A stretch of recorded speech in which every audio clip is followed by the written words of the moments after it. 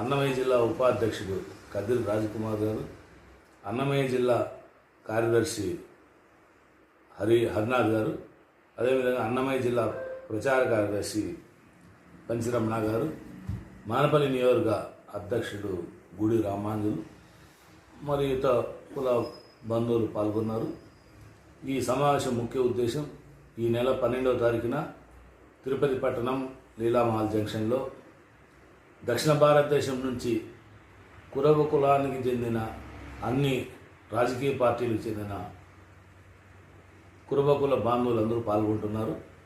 ప్రధానంగా దేశంలోనే 10 కోట్లు, సౌత్ ఇండియాలోనే 2 కోట్ల మంది ఉన్నాం. ఈ 2 కోట్ల మందికి తిరుపతి కేంద్రంలో కావాల్సిన భూమి గురించి, అదేవిధంగా రాజకీయ అణగారితనం సౌత్ ఇండియాలో ఒక్క కర్ణాటక రాష్ట్రం తలమానికంగా ఉంది. దాని తర్వాత మినుగు దీపం మాదిరిగా ఆంధ్రప్రదేశ్ దాని సరసన జరిగింది. తెలంగాణ కానీ, తమిళనాడు కానీ, కేరళ కానీ, గోవా కానీ జీరోలో ఉన్నాం. వీళ్ళని అందరినీ సంఘటనగా చేసి మన భవిష్యత్తు దక్షిణ భారతదేశంలో ఏ విధంగా ముందుకు వెళ్ళాలా అనే విధానంగా చర్చలు జరుగుతాయి. ముఖ్యంగా మన తమిళనాడు రాష్ట్రంలో కానీ, కర్ణాటక రాష్ట్రంలో కానీ కురువన్ని ఎస్టీలో కలపాలని చెప్పి అక్కడ అసెంబ్లీలో తీర్మానాలు చేసి కేంద్రానికి పంపినారు. దాన్ని నాకు ఈ మధ్యకాలంలో సౌత్ ఇండియా తిరిగేటప్పుడు వాళ్ళు ఈ విధంగా మా రాష్ట్ర ప్రభుత్వాలు ప్రతినిధి చేసినాయి. మీ ప్రభుత్వము ఎక్కడ లేని విధంగా కురువ కార్పొరేషన్ ఏర్పాటు చేసినారు కాబట్టి అది మీరు కష్టపడి సాధించుకున్న విజయం కాబట్టి అదే స్ఫూర్తితో ఇప్పుడున్న ముఖ్యమంత్రి చంద్రబాబు నాయుడు గారిని తప్పకుండా కురువ ఇది అజ్ఞాతంలో ఉన్న పదం కురువ అనేది దయచేసి మననే బీసీ కమిషన్ వాళ్ళు కానీ తెలియపరిచినాం. కురువ పల్లెలు అనేది మా ఉమ్మడి చిత్తూరు జిల్లాలో ఎక్కడ పోయినా కురువ పల్లెలే ఉండేవి. కానీ పొరపాటున అది కురువ అనేది అట్లా బీసీలోనూ లేదు, అట్లా ఎస్సీలోనూ లేదు, ఇంకో దాంట్లో లేదు. దయచేసి బీసీ కమిషన్ వారికి మా విజ్ఞప్తి మీ ద్వారా విన్నవిస్తున్నాం. తప్పకుండా దీని అంతర్భాగంగా బీసీలో చేర్చాలని చెప్పి ప్రధానమైన డిమాండ్ చేస్తున్నాం.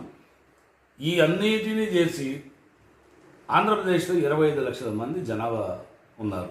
అంటే more than 5% of population of Andhra Pradesh. కాబట్టి ఇతర రాష్ట్రాలు చేసినట్టుగా గౌరవ చంద్రబాబు నాయుడు గారు అడగతానట్లే అన్ని రకాల రాజకీయంగా ఈ మధ్య అవకాశాలు కల్పించినారు. అదేవిధంగా తను కుప్పం నియోజకంలో తప్పకుండా 2 ఎమ్మెల్సీలు కేటాయిస్తామన్నారు. ప్రత్యేక దేవస్థానంలోనూ కురుబలకు సముచిత స్థానం ఇస్తామని చెప్పినారు. కాబట్టి ఎంపీలుగా, మంత్రిగా అవకాశం ఇచ్చినారు. మీ ద్వారా ముఖ్యమంత్రి గారికి, వారి తనయుడైన ఐటీ మంత్రి లోకేష్ గారికి ప్రత్యేకంగా ధన్యవాదాలు తెలుపుకుంటున్నాం. స్థానిక సంస్థలు మాకు రాబోతున్నాయి కాబట్టి సౌత్ ఇండియాలో ఉన్న వాళ్ళని అంతా చైతన్యపరిచి యువతకు పెద్దపీట వేయాలనేది మా సంకల్పం. భవిష్యత్తులో ఈరోజు 10th క్లాస్ చదివేవాడు రేపు పొద్దున్నే ఇంటర్మీడియట్ దాటతాంటే, డిగ్రీ ఎంటర్ అవుతాంటే ఓటు హక్కు వస్తుంది. కాబట్టి వాళ్ళకు కానీ రాజకీయ అవగాహన, చదువుతో పాటు ఈ మధ్య గౌరవ మంత్రి గారు ప్రోత్సాహ బహుమతులు ఎన్నడూ లేని విధంగా గొప్పగా నిర్వహించి ఇచ్చినారు. పత్రికల ద్వారా మంత్రి గారికి కానీ అభినందనలు తెలుపుతున్నాం. భవిష్యత్తులో ఇట్లాంటి ఇంకా ఎన్నెన్నో కార్యక్రమాలు ఆమె నిర్వహించే శక్తి సామర్థ్యాలు ఉన్న సవితమ్మ గారికి మీ ద్వారా మరొకసారి అభినందనలు తెలుపుతున్నాం. ఈ 12వ తారీఖు జరిగిపోయే తిరుపతి సభకు తప్పకుండా మంత్రి గారిని ఆహ్వానించినాం. అదేవిధంగా ప్రజాప్రతినిధులైన ఎంపీలని, కార్పొరేషన్ చైర్మన్ దేవేంద్రప్ప కానీ వాళ్ళకి వాట్సాప్ ద్వారా, సోషల్ మీడియా ద్వారా తెలియపరిచి చరవాణి ద్వారా వాళ్ళకి రిక్వెస్ట్ చేసినాం. తప్పకుండా వాళ్ళు హాజరవుతామన్నారు.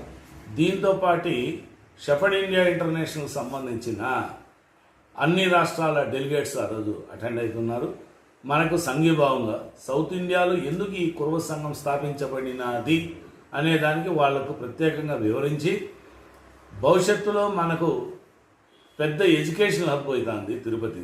అదేవిధంగా పెద్ద పిలిగ్రిమ్ సెంటర్ ఉన్నది. 10 కోట్ల మంది వచ్చినప్పుడు ఈరోజు ఎక్కడెక్కడో ఇబ్బందులు పడుతున్నారు. కాబట్టి వారికి కనుక భవనం తరఫున ఏర్పాటు చేసి, గతంలో కేసీఆర్ గారు ప్రధానమైన కోకాపేటలో 5 ఎకరాల భూమి 5 కోట్ల నిధులు కేటాయించినారు. అదే దీంతో తెలంగాణ నుంచి మాకు అందిన రిక్వెస్ట్ మేరకు కర్ణాటక నుంచి చెప్పిన వాళ్ళు కానీ, తమిళనాడు నుంచి చెప్పిన వాళ్ళు కానీ, గోవా నుంచి చెప్పిన వాళ్ళు కానీ తప్పకుండా 5 ఎకరాల భూమి 5 కోట్ల నిధులు గౌరవ ముఖ్యమంత్రి చంద్రబాబు గారిని ఈ మీటింగ్ ద్వారా రిక్వెస్ట్ పెడుతున్నాం.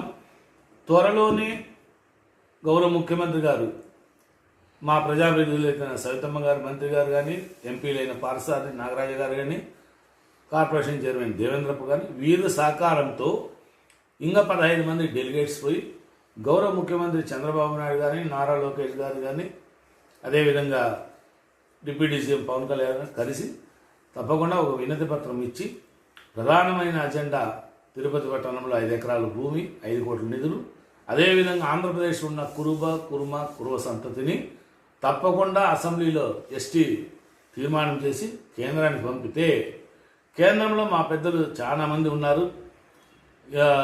గవర్నర్గా పనిచేసి రిటైర్డ్ అయినారు, ప్రస్తుత గవర్నర్గా ఉన్నారు, ప్రస్తుతం 6 మంది రాజ్యసభ సభ్యులు ఉన్నారు, ప్రస్తుతం 6 మంది మెంబర్ ఆఫ్ పార్లమెంట్లు ఉన్నారు, వివిధ రకాల నామినేటెడ్ పోస్టులో ఉన్నారు. కాబట్టి వాళ్ళని అందరినీ సంప్రదించి కేంద్రంలో కానీ మీరు ఇక్కడ తీర్మానం చేసి పంపితే కేంద్రంలో కానీ తప్పకుండా మేము నెరవేర్చుకుంటాం. మా ప్రధానమైన డిమాండు అజెండా 12వ తారీఖున తెలియజేసుకుంటామని చెప్పి మీతో విన్నవిస్తూ ఈ అవకాశం ఇచ్చిన మా కుల బాంధవులందరికీ ప్రత్యేకంగా ధన్యవాదాలు. జై కనకదాస, జై కురుబ.